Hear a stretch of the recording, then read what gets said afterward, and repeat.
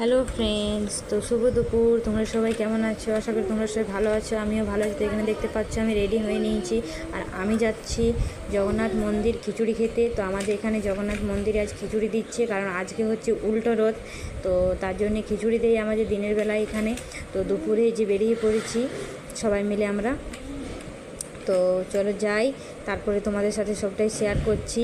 তো এখানে দেখতে পাচ্ছ তোমাদের দাদাভাই টোটোতে এলাম আমরা, কারণ ও যাচ্ছিলো বড়াঘর থেকে আসছিল। তো আমাদের ঢালে দেখা হলো, তো বলছি চলো তোমাদেরকে ছেড়ে আসি। তো তার জন্য এই যে আমাদেরকে পৌঁছে দিল। তো ও খাবে না, ও এখানেই থাকবে দাঁড়িয়ে।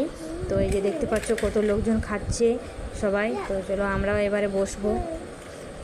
বেশি ভিড় ছিল না, তো আস্তে আস্তে তারপরে খুব ভিড় হলো। তো এই যে আমরা জায়গা পেয়ে গেছি, এখানে দেখতে পাচ্ছ রথটা। তো পুজোর সময় তো আসা হয়নি, তো এই যে এখন এসেছি দেখতে, তার জন্য দেখাও হয়ে গেল, রথটাও দেখা হয়ে গেল।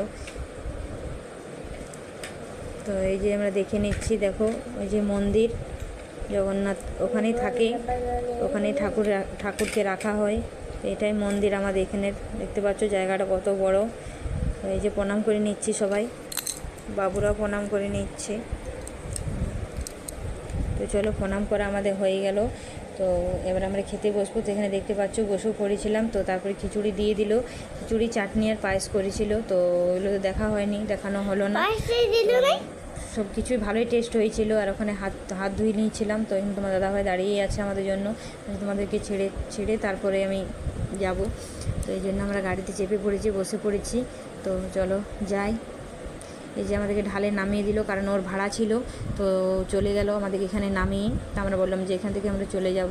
তো এই যে আমরা যাচ্ছি, গ্রামে ঢুকেই গেছি। তো এই যে ফাইনালি আমি বাড়িও চলে এসেছি। তো আমার ব্লগটা কেমন লাগলো জানিও অবশ্যই কমেন্টে। আর আমার ভিডিওটা শেয়ার করে দিও আর সাবস্ক্রাইব করে দিও।